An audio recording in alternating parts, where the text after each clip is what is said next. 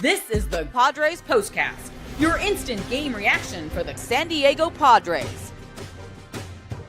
Part of the Locked On Podcast Network, your team every day.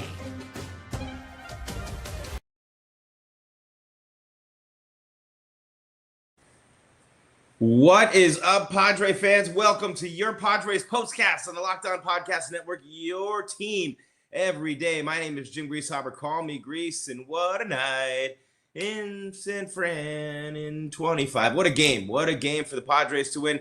Not that they set the world on fire by any means offensively, but very crisply played defensively, and the pitching. Oh, the pitching.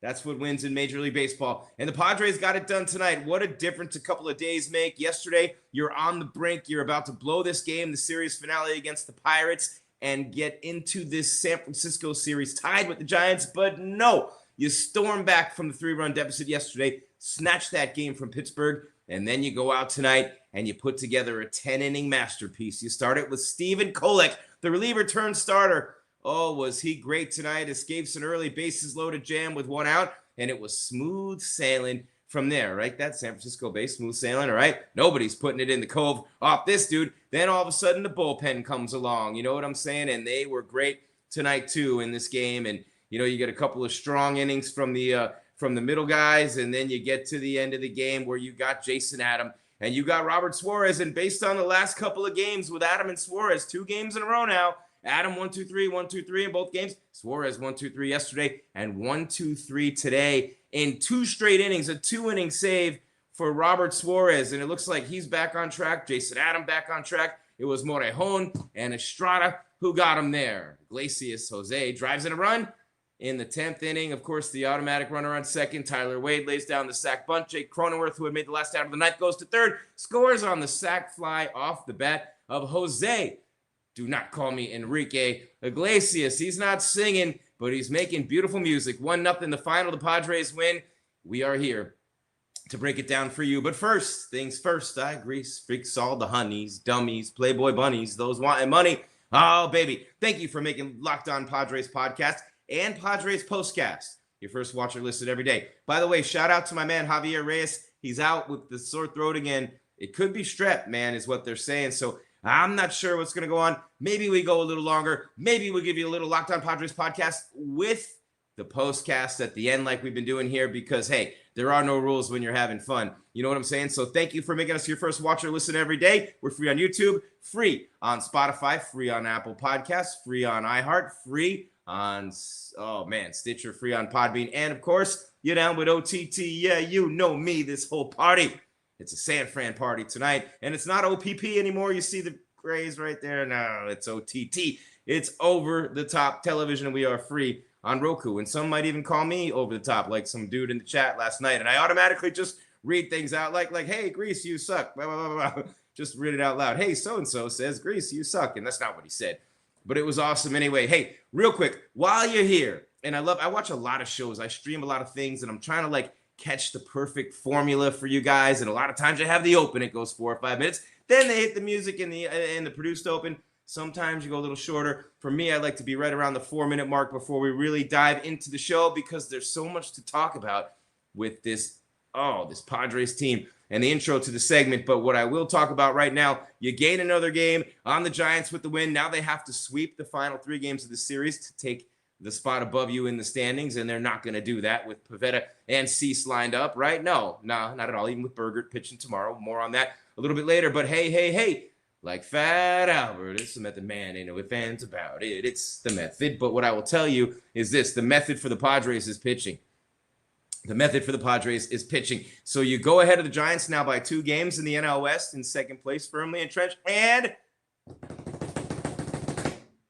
thank you. Come on out and beat the mess. The MASS, New York Mets, beat the Dodgers 4-3 tonight. So what does that mean? What does it all mean? It's going to be a long time before I finish one of the many missions that I had to establish. They gain a game on the Dodgers as well. So how about that, man? What a win for the Padres tonight. The Dodgers lose in spite of all the struggling, in spite of the offensive I mean, look, they're still inept offensively. Nothing's going to take me off of that point. The Giants are just worse offensively. Look, the Giants had scored 2 runs per game on their 9-game road trip, 18 runs in 9 games coming off that road trip into tonight. Then they're held scoreless by the Padres. So looking good, San Diego. Looking good. This is your Padres postcast on the Locked On Podcast Network. I'm Jim Grease. Call me Grease. What do you say we kick it into high gear right now? This is what you'll be talking about. I said high gear, StreamYard. Let's go, let's go, let's go. And by the way, Imagine didn't have any pictures of Jose Iglesias, the guy who drives in the game-winning run 20 minutes after the game. Can't wait anymore for these foos to put up their pictures. Just kidding. We love them. But no picture of Jose Iglesias there. Smash the subscribe while you're here. Join the family. We got everybody sing. Didn't even say that right. Get up, everybody sing. But we are family right here. The rising tide lifting all boats. And how about that? Javi and myself, the podcast, the postcast, the familia on YouTube, on Roku, and of course, wherever you listen to your audio podcast. So here's what you'll be talking about today. Javier Reyes, by the way, out in the strip road. We're doing a little Locked On Padres podcast with the postcast here tonight. They need a left fielder. I've been saying it all year. They need a cleanup hitter. I've been saying it all year. They need a lefty starter, maybe a lefty in the bullpen. And oh man, I just do not think they are as constituted a team that's going to beat anybody in the NL West. I mean, this is just the Dodgers anyway. And the Dodgers are looking for a big lefty bat. So what if they had another huge lefty bat? And as teams continue to struggle, that way, I look at the Phillies messing with their bullpen. People are talking about the Braves trading some of their key players. You know what I mean? Like Marcell Ozuna, so he could become available. How about the Duran rumors with the Red Sox? Javi was going to talk about that. I like Jacob Duran. The speed. Oh, man, having him out there in left field with Merrill and Tati, that could be the best defensive outfield the Padres have ever had, or the best one in baseball, maybe, or close to it, right? What do you think about that? Javi's here to talk about those things day in and day out. But, man, you put Duran out there as well, and a new catcher. I don't know, man. They like their catchers. Martin Maldonado, all those years in Houston, making the playoffs. Diaz with the pinch hits, coming off the bench, the stick. You know what I mean? He's been hitting the ball a little bit better lately. Only has 1 pinch hit, but he's been hitting the ball better lately. I like the catchers they have, man. I like the catchers. And you got Campusano. He's not gonna break the lineup, but if he can be like an every other day DH in a platoon, maybe a pinch hitter once in a while, I respect that, Kaz. Thank you, by the way, for coming on in and saying what up to your boy in the comments right here live on YouTube. You know what I'm saying. Engage, engage, engage, San Diego, with your Padres on the postcast and the podcast. You know what I'm saying? Look at this. Jake Cronenworth, of course, he made the last out of the 9th inning, but then he ran to start the 10th, and they don't have a picture of Jose Iglesias. Jose, can you see the W? How about that with the sac fly, getting it done? Hey, sac bunt Tyler Wade, sac fly Jose Iglesias. Hey, you know what I'm saying? Like, it's weird for me, Major League Baseball, with these pitch clocks and these hitters clocks, and there's no lefty-lefty and a million matchups over and over again late in ball games. The rules changes have been really dope, even for a longtime baseball purist such as moi. I don't know what y'all think about this, but I love it. The worst thing, though, is to have the automatic runner. And there had been so many super long extra inning games, but the number of games and the percentage of games that go into extra innings, I don't like the auto runner. Ghostman on second. What are we, 12 again? 10? Oh, hey, Ghostman on third. Ghostman's out, man. Ghostman's out. He never would have got there in time. Ghostman. It's not a ghost man, but it's an automatic runner, right? Why do you do that? Why? Because all you have to do is drop down a bunt and hit a sac fly with 1 out and the game's over. You know what I mean? If it's the bottom half. And in the top half, it's terrible. I don't like it. Yeah, I know, Kaz. Give him a shot, though. The kid can hit, man. They sent him back to El Paso, and he's raking the ball, bro. And some people can do it. Like I cover the UFC religiously. By the way, Saturday night, I'm on ESPN radio across the country. UFC 316. I'm on with Booker T and Brad Gilmore. That's going to be a lot of fun, and we're going to talk about UFC 316. But and shout out to San Diego's own Dominic Cruz, legendary MMA champion, the Dominator, originally from San Diego. But look at the Padres celebrating a win. Down 3 to the Pirates, pull out that win. Today, 1-0 in 10 over the Giants. It's all the pitching. How we were saying recently during this stretch when it first started with the offensive struggles, right? How in the hell are they going to keep winning games 1-0, 3-2, 2-1? You had Michael Diggy down with the King losing games like 1-0. You had Kolek losing nail biter. Cease couldn't get any run production in his last couple starts when he's been pitching well. So it's nice to see them get a couple of these dubs, but this doesn't change the fact, nothing's going to change, that this offense is inept. They are not scoring. They're not hitting. I've said it all year long. Manny's not a three-hole. Merrill's not a cleanup, man. And I love Jackson Merrill, but there's a reason they signed him to a 100-year contract for, you know what I mean? It could have been way, way more per season. But no, they locked him up longer term. And I love Jackson Merrill. And I love their lineup as constituted. And I would not move Tatis out of the leadoff spot. He and Acuna with the Braves, very unique with the power and all the tools in the leadoff, unlike De La Cruz and a guy like O'Neill, if he could bring the average up with the Buccos. But this Giants team's inept offensively. They're in the race. They're going to be looking for bats. The Dodgers are looking for a left-handed bat. I don't care if the Padres got a lefty or a righty in here, but they cannot score. Fernando has been in the worst slump he's been in a long time. Like I said it yesterday, he hit 450 to start the season in those 5 games in March, and then it's been right off those La Jolla cliffs, baby. You know what I'm saying? So Tati, it wasn't a Tati party in May, hitting just 183 after a 323 April, and then a start to June. He's 0 for again tonight, was he not? Tatis, let me just make sure I got that right. I don't want to take any credit away where some credit is due from Fernando, but it just hasn't been a good start. Yeah, he was 1 for 4 tonight with 2 strikeouts, average all the way down to 265. He doesn't bring that up. They might have to consider moving him down. You know, and then you already have a Rise, a 3-time batting champ, playing out of position. First base is a power position. You have a hitter who's hitting for average there. I'd love to see him back at second base, bring in a power hitting first baseman, bring in a mid left fielder. And what I mean by mid is a guy like Jacob Duran, right? Mid guy finished 8th in the MVP race last year because he's fast. He steals bags. He hits the triples. And again, if you have Jacob Duran and you put him in a lineup with Luis Arraez and Fernando Tatis Jr., it doesn't solve your cleanup hitter need. I don't believe it solves your overall lineup needs, but man, what a defensive outfield. And offensively, they put a lot of pressure on teams with that lineup. I say you go for broke. Here's my thought on this, okay? You're listening? Are you watching? Ownership, GM, listen to me. Okay, I'm not calling anybody out by name. You know who you are. I'm going to say this. You need a left fielder.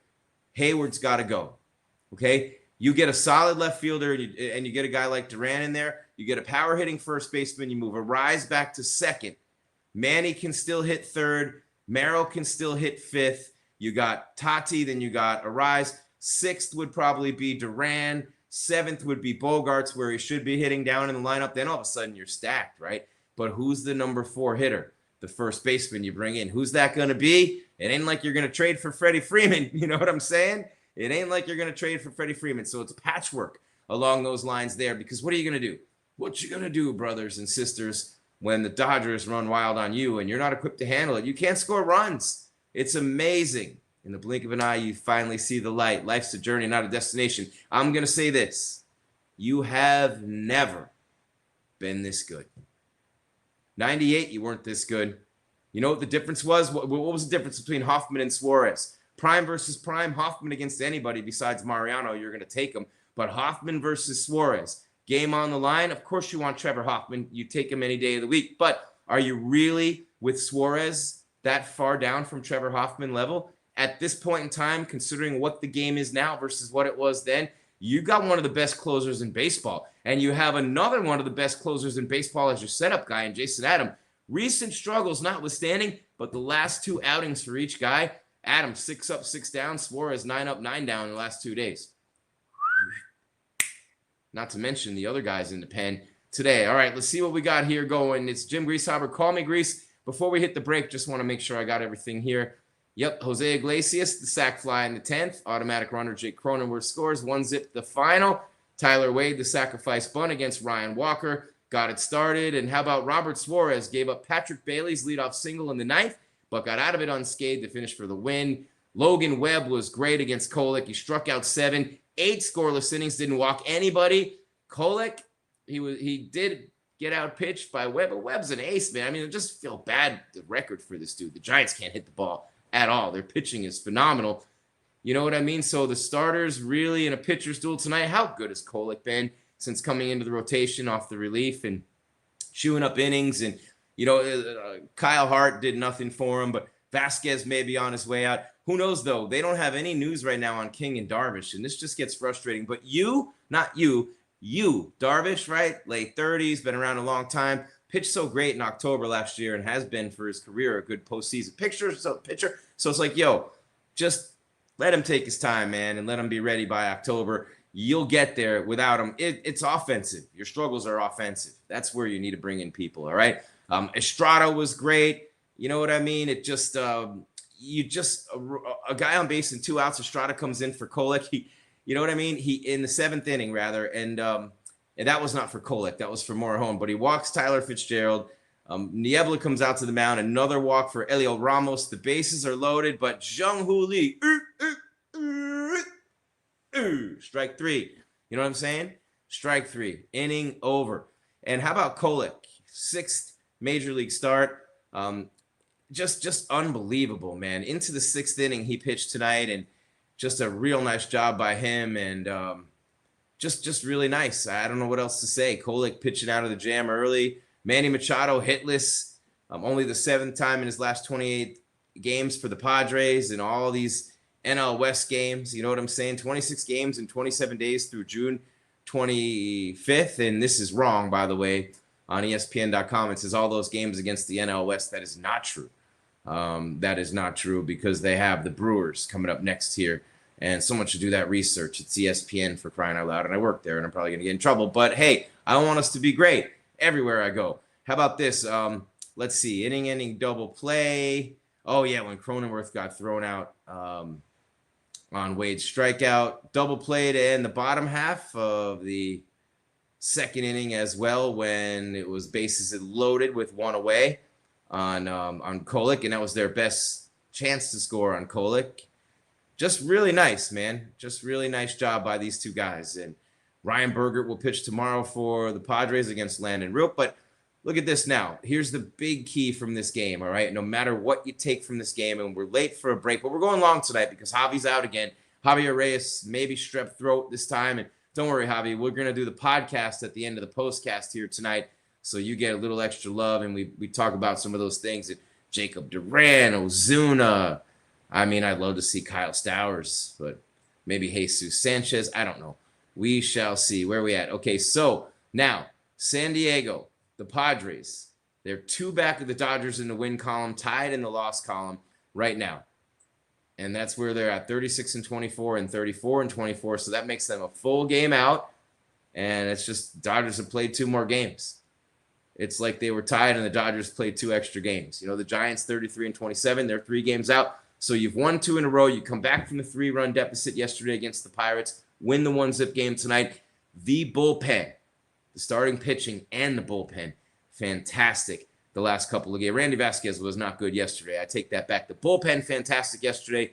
Starter, Kolek, and the bullpen, phenomenal tonight. All pitching this win streak, these last couple of games. And you do it to come back against Pittsburgh and go into the Giants series a game up instead of tied, which was huge momentum-wise. And then anything could have happened tonight. The Giants had the winning run on base at the top of the 9th inning, bottom rather of the 9th inning, didn't score on Suarez. These wins, these types of games like this, and you get those dubs, these are the games that propel you into greatness. And I believe this has a chance to be the best team you've ever had in San Diego. Better than 98, better than 84. 84 was all those ex-Yankees and Dodgers, wasn't even a real Padres team. Even in today's age of mercenaries, Manny's been here a long time. Fernando coming up through, been here forever. And so many of these guys, they've become integrated and woven into the fabric of the community. Not a bunch of mercenaries coming in like 84. And then, of course, Tony Gwynn was on both of those teams. You can't replace that, Mr. Padre, right? But man, oh man, you got a chance to win the first World Series in the history of this franchise. You have as good a chance as anyone as long as you stay there and you stay healthy. You get a big bat, it gives you even a better shot. Starter, lefty starter, preferably. Man, I'd love to see both of those things. All right, Jim Greasehaber, call me Grease. Got to hit the break. We are cruising. Padres POSTCAST on the Locked On Podcast Network. Your team every day. We caught the Giants after a long road trip from Florida. Only 1 run in 10 innings is not going to win many games. That's right, Cam Davis. There's no doubt about that, but you did win tonight, and the Giants can't hit either. They scored 18 runs in 9 games on that road trip. You're right. And so I don't believe it really is. Yeah, you is pitching a bullpen tomorrow, Kaz, but last time he did that, it was like 2-3 weeks ago. I think it was the 14th of May. He did some stuff in El Paso, took the hill there. And then we got Louie, who said, and that was Kaz. Louie says, okay. There you go, Louie. Okay, all that effort to make a comment, and you're just right. Okay, cool. There you go. All right, Jim Greasehaber, call me Grease. Padres Postcast on the Locked On Podcast Network. Your team every day, about to hit this break. We still got to do the turning point, butchering the English language. We have to get to the turning point. We get to do the star of the game, and we look ahead to game 2 of the series. Now, you win this one tomorrow, they can't catch you in the standings in this series. And who knows, with the Dodgers playing the Mets, could the Padres be in first place tomorrow? I love you. Tomorrow. We'll get into all that and more. It's Padres Postcast on the Locked On Podcast Network, your team every day. But first, I get a chance to tell you about my friends at Wonderful Pistachios. And who does not love a wonderful pistachio? Is there any other kind? Absolutely not. Let's take that break, and we will come back with all those beautiful things we just talked about and more. Padres Postcast, free on the Locked On Podcast Network. I'm Jim Greasehaber. Call me Grease, Gries, at Jim Grease _ on social media.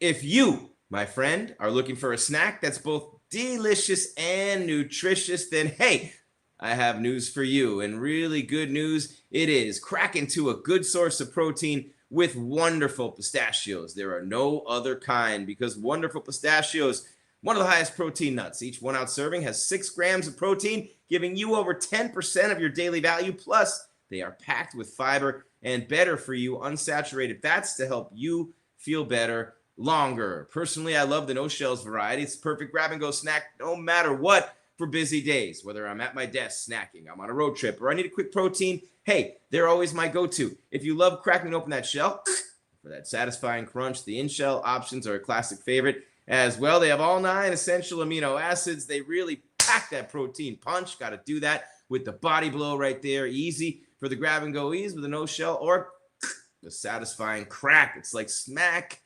meditation, also snack meditation. So whether you're running between meetings or dropping off the kids, Wonderful Pistachios are the snack that works as hard as you do. So get snacking, get cracking with the snack that packs a protein punch. Visit wonderfulpistachios.com to learn more about Wonderful Pistachios on the Locked On Podcast Network, your team every day.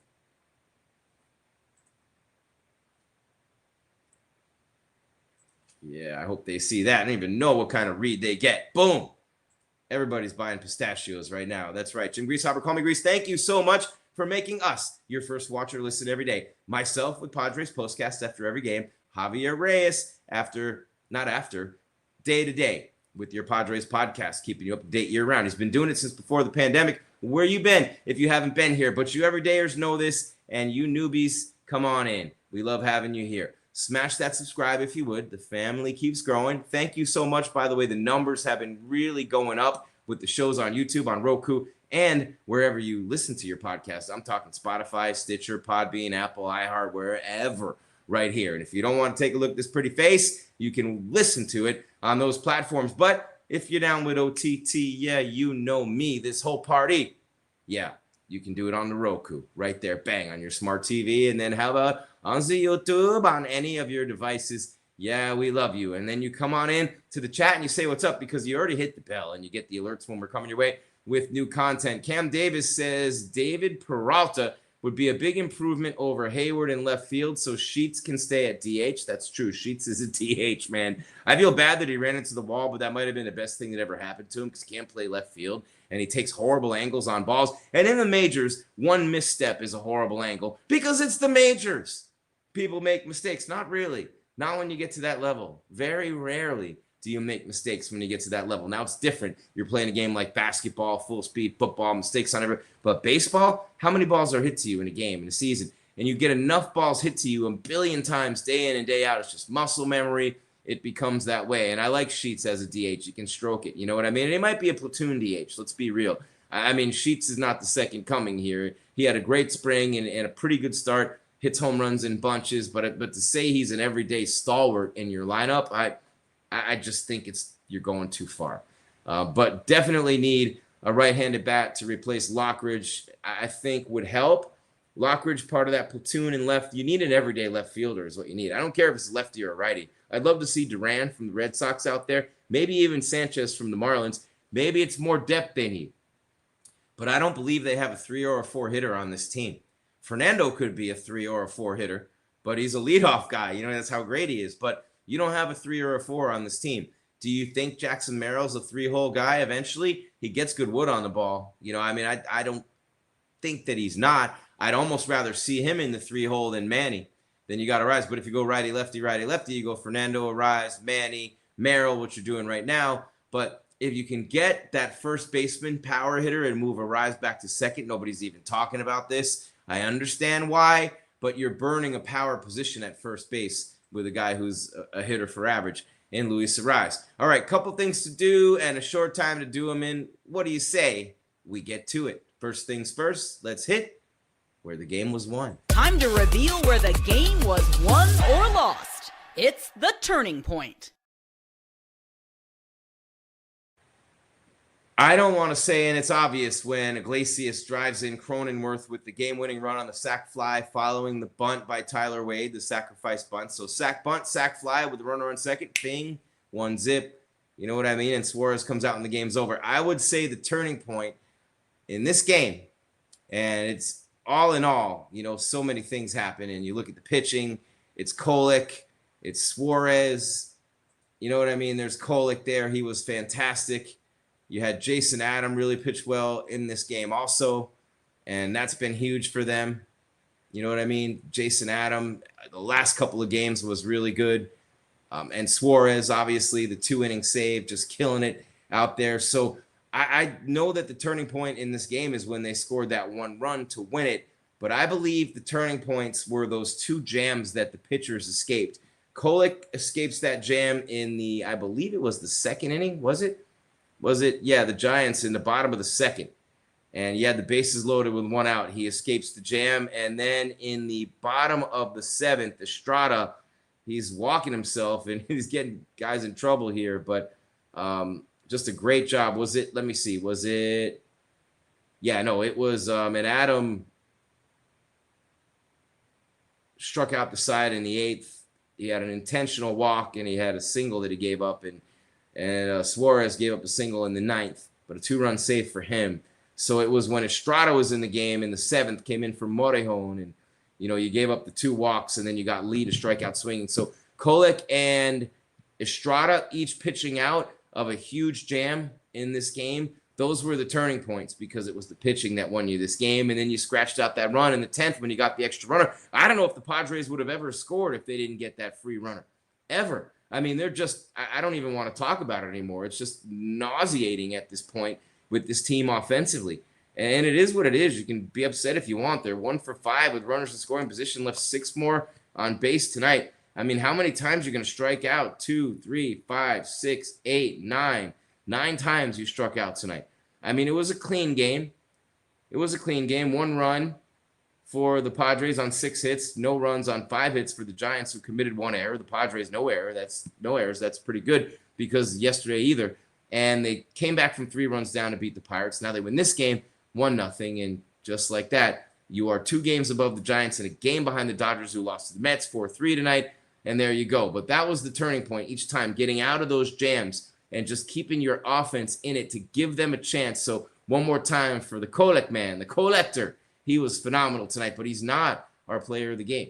He's not. He did not have his A game, and he got outpitched by Webb. Webb was phenomenal. I mean, they weren't scoring off him. If he could have pitched longer, there's no way they were ever going to score off that dude. But our player of the game tonight is going to be a little bit different. But let's get to it. What do you say? We talked about the turning points, the pitchers getting out of those jams. How about? This is the Locked On Player of the Game.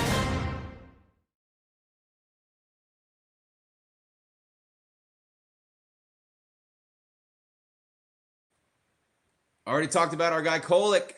Kolek call. Boom. Beautiful job tonight by Stephen Kolek, by the way. And in 5 2/3 innings, my man gave up 3 hits and struck out 3, only walked 2. Obviously, 98 pitches. ERA is at 3.47. Doesn't get a factor in the decision. Look, Morejon was great too. 2 strikeouts and a walk in an inning. Estrada, a third of an inning. Beautiful as it was. He walked 2 and struck out 1, but that was a huge jam that he got out of. Then Adam, an inning, 3 strikeouts, gave up that 1 hit, had the intentional walk, but he pitched out of that jam as well. So honorable mention to the setup man, Jason Adam. There he goes. and nobody offensively did jack squat tonight.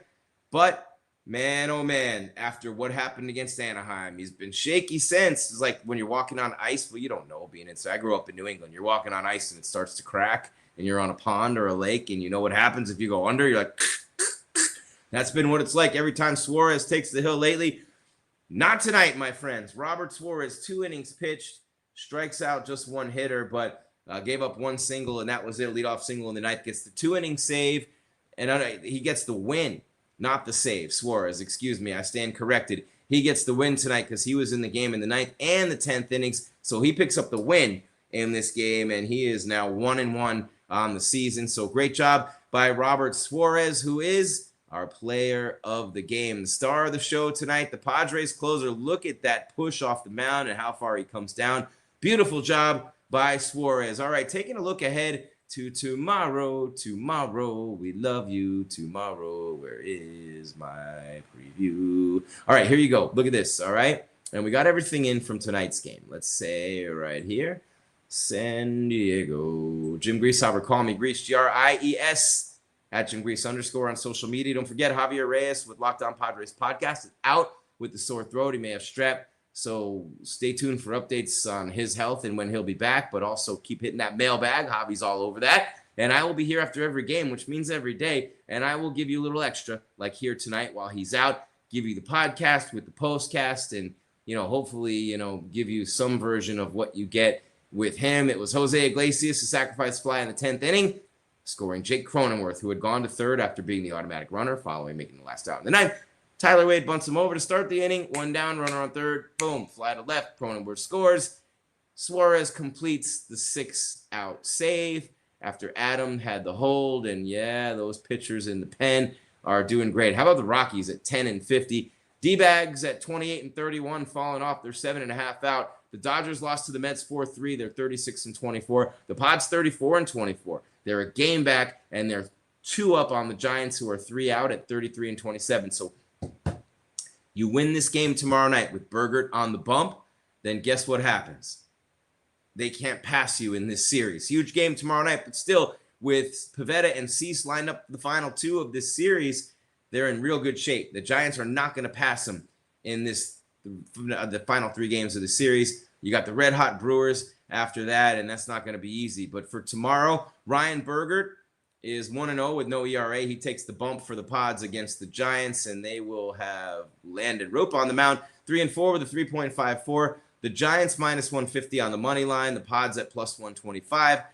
Minus 1.5 on the run line for the San Francisco Giants. San Diego's plus 1.5. The total 7.5. The over's minus 120. The under is even, with the Padres looking at add another game to that lead over the Giants, and perhaps get another W for the Mets against the Dodgers and move into a first place tie, because you got the Dodgers looming coming up on the schedule, and you see the Diamondbacks slowly sinking. Now, they could get red hot later in the season. They made a World Series run a couple of years ago. Not going to discount them completely.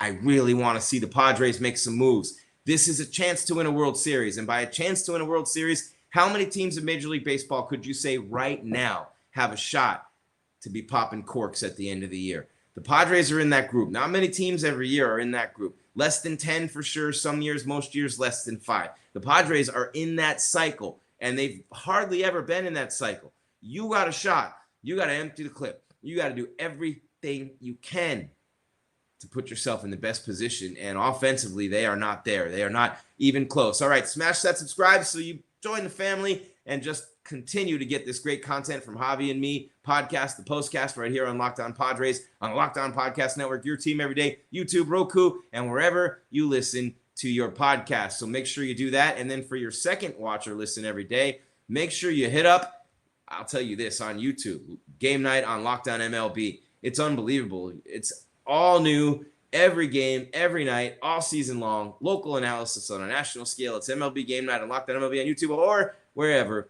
you listen to your podcast. 1-0. Padres beat the Giants in San Francisco.